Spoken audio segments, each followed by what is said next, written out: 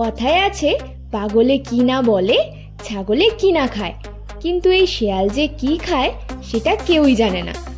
এই যেমন এই শিয়ালটা হাঁস মুরগি ছেড়ে এখন আখের খেতে এসছে, আখ খেতে।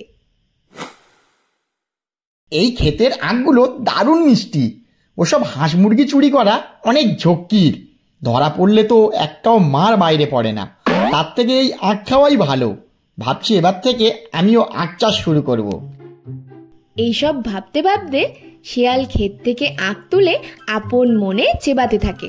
খাওয়া শেষ করে কয়েকটা আখ নিয়ে বাড়ি চলে যায় খাবে বলে। এইভাবে প্রতিদিন শিয়াল আখ খেতে আসে আর আখের রসালো কাণ্ড চিবিয়ে খায়। এমনই একদিন আখ খেতে এসে শিয়াল দেখলো আখ গাছে বোলতা বাসা বেঁধেছে।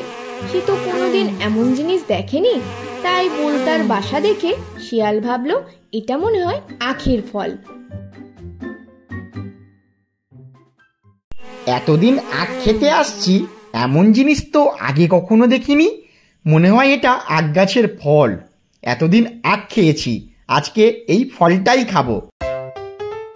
এই বলে শিয়াল সেই বোলতার বাসার কাছে যায় আর লাফ দিয়ে দিয়ে বাসাটা পাড়ার চেষ্টা করে। আর অমনি বোলতাগুলো এসে এমন কামড় দেয় সে বাবা বলে সেখান থেকে দৌড় মারে।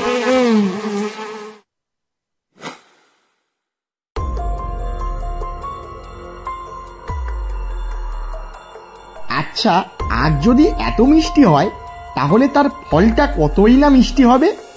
আজ যেমন করেই হোক আমাকে ওই ফলটা খেতেই হবে। এরপর শিয়াল চলল আখের ক্ষেতের দিকে। আজ তো তাকে ফলটা খেতেই হবে।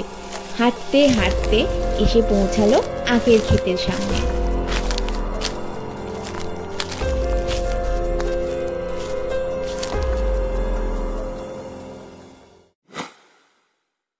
আজ থেকে এই পচা আখ আমি আর খাবো না। আজ থেকে শুধু এই সুস্বাদু আখের ফল খাবো। এই বলে শিয়াল বোলতার বাসাটা ভাঙতে গেল, কিন্তু এইবার শিয়াল একটা বুদ্ধি বার করলো। আগের দিনের মতো লাফিয়ে পারার চেষ্টা না করে ভালো করে আখ গাছগুলোকে ধরে নাড়াতে থাকলো। যেই না গাছগুলো নাড়িয়েছে অমনি বোলতাগুলো বাসা থেকে বেরিয়ে শিয়ালকে চারদিক থেকে ঘিরে ধরে সবাই মিলে প্রচন্ড জোরে হুল ফুটিয়ে দেয়। শিয়ালের গা ফুলে ঢোল হয়ে যায়, সে সেখান থেকে ছুটে।